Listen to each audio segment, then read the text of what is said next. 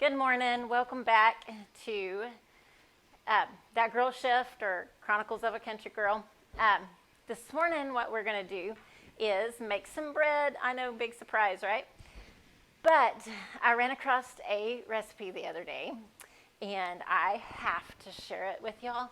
It's we're making Babka bread, and it's a Jewish bread, and it has chocolate in it. And we're doing the dough recipe we're going to do is a brioche dough recipe, which is a sweeter, more egg, butter enriched dough recipe. So this isn't one of my whole grain wheat recipes. You want this bread to be very light and fluffy. So let's get started. We're going to start off with our wet ingredients, and then we'll move on to adding our flour. So what I have here is a cup and a half of lukewarm water, along with 4 teaspoons of yeast. And then I added a teaspoon of sugar in there just to help the yeast grow. And it's very, very bubbly, ready to go. So I'm going to add this into my mixing bowl. Then I am going to add my eggs. This recipe is going to be 7 cups of flour. So this is going to be 6 eggs. So this is a very heavily egg enriched recipe. So I'm going to mix this up real quick. I'm going to mix these eggs in with my liquid here. Next, we're going to add our dry ingredients, and I'm going to start out with my sugar. This is 1 cup of granulated sugar, and for my sugar, I use evaporated cane sugar. It has a little cloud in the air. Cane juice sugar is what I use for my sugar. All right, so let's start adding our flour, and then we'll add our salt, and all because of it. And that's because salt and yeast don't get along directly. They do when they're all mixed together, but not directly. I believe that's been 3 cups right there. When I'm adding flour to any bread recipe, if I'm not weighing it, which you can tell I'm not weighing it right now, I'll go with about a cup less than what the recipe actually calls for, and those are right, because it's a lot easier to add more than to take away. So that's how I like to do it. All right, 1 more, and then we will add our 1.5 teaspoons of salt. Let me kind of incorporate this a little bit. All right, so on my salt, I've switched salts also, and that was 1 teaspoon. I need another 1/2 teaspoon. It's called Red Mound Real Salt, and it is a mineral salt. It's mined here in the United States in Utah, and it has all kinds of minerals still left in it. It hasn't been bleached. It hasn't had any processing done to it. It's just mined, and you get all the minerals. So there's going to be little flecks of color in there, and it's kind of a reddish color salt. It's very beautiful and a very good tasting salt. And anyway, I've gone to doing pretty much holistic foods, natural foods, that kind of thing. And my sugar is one thing I changed, and my salt is another thing I changed, along with the fact that, I grind most of my wheat. And I'm doing a lot of ferments, drinks. Kombucha is one of them that I do. I know a lot of you probably bought kombucha tea. You need to do your own. It's so much better than what you can get at the store. All right, this I can tell is very sticky, a lot stickier than what I'm looking for. I do want it to have some form to it, so I'm going to go ahead and put in the other cup of flour now. I also am drinking kefir. I don't care for milk kefir so much, so I've been doing water kefir, and I really, really like it. You can add flavoring to that, different juices and stuff to it, and it will do its own natural carbonation, and so it's more like a carbonated drink, and it's really, really good. I don't drink any kind of sodas whatsoever, and so I really have liked the water kefir. It's been very good. All right, so now this is going to need to go over to my mixer, my stand mixer, and I'm going to put it on there and start adding the butter to it. The butter that I am going to add to it is 1 cup of cold unsalted butter that I've taken and I've cut up into little bitty chunks, and I'll add it to it. I apologize for the noise. What we're doing now is adding our butter to this, and it is 1 cup of butter, and I'm just adding it a square at a time. I have this set on the first setting, number 1. After I get my butter all added to this, then I'll come back and I'll turn it up, and we'll knead this for about 5 minutes to develop our gluten. Okay, so what we have here is the ingredients for our chocolate sauce or fudge sauce. I have 3/4 a cup of white powdered sugar. I have a 1/2 cup of butter cubed. I have 6.5 ounces of chocolate squares, and then I have 1/2 cup of cocoa powder. So we're gonna this up, and it's going to. Okay, so now we're going to put our bread together. We let this double in size, divide it in half. I'm going to make 2 loaves of that, and then I'm going to just make 2 loaves of bread for us to eat. Let's get started with this, and I'm going to add some flour to my work surface. Let me get you where you can see. All right, so I floured my work surface.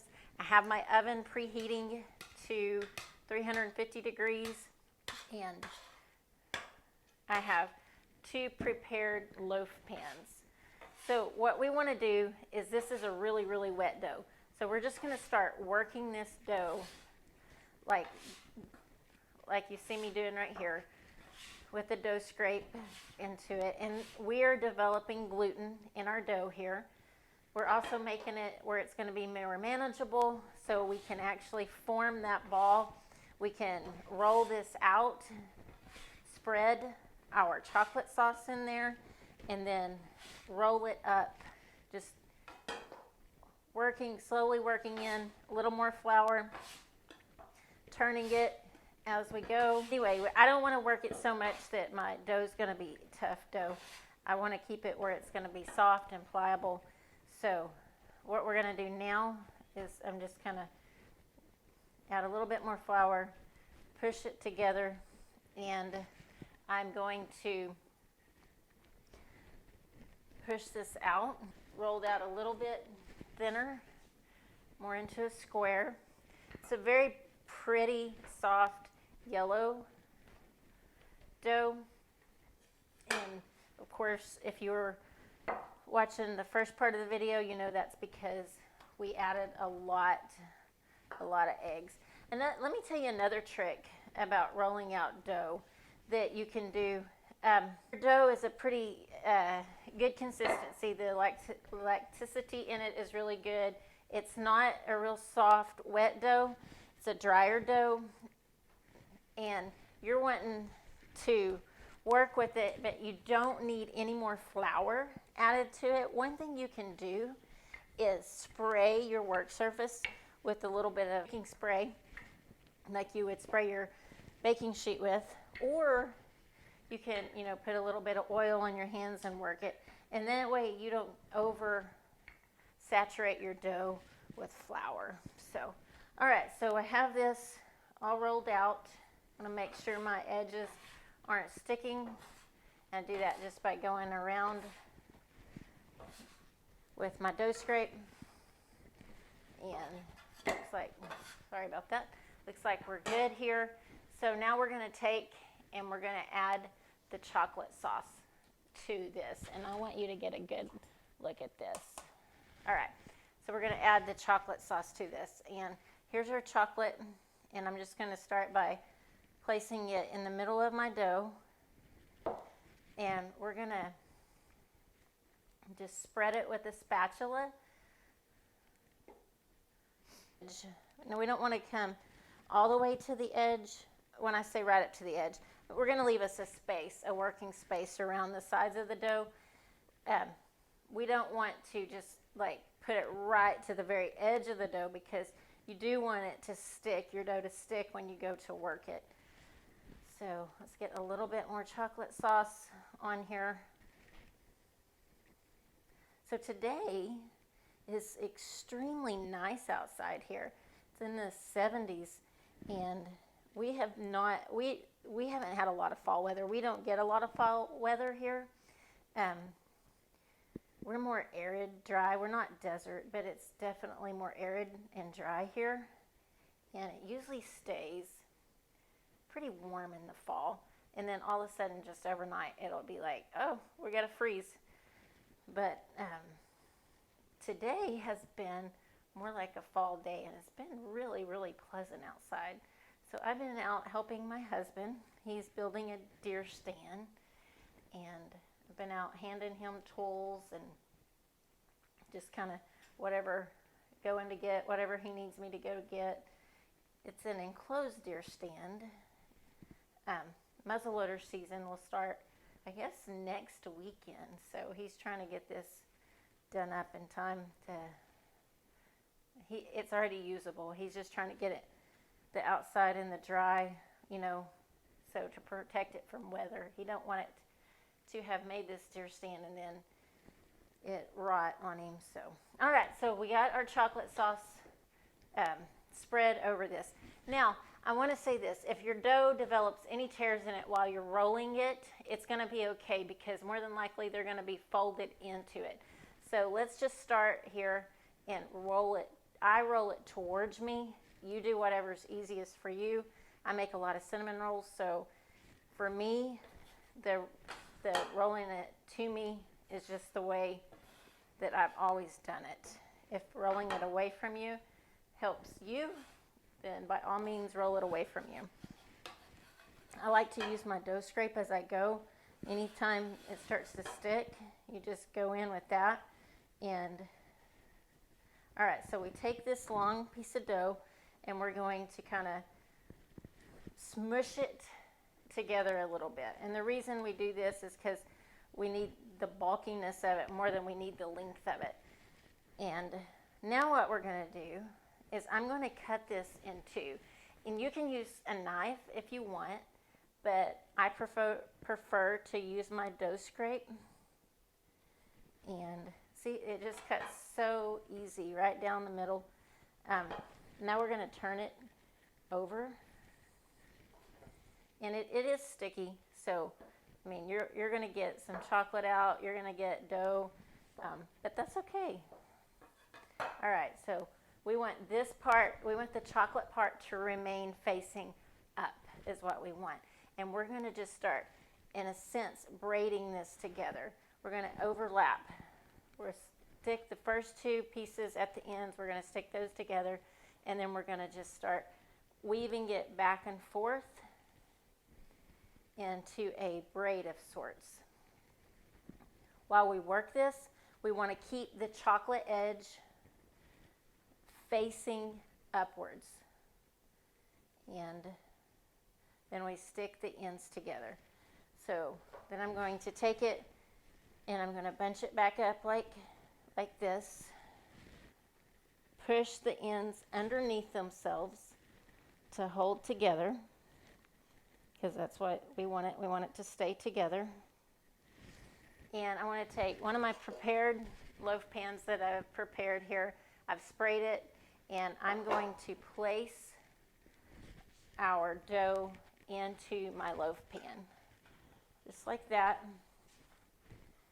And I'm going to set it over to the side and let this start to rise until double in size.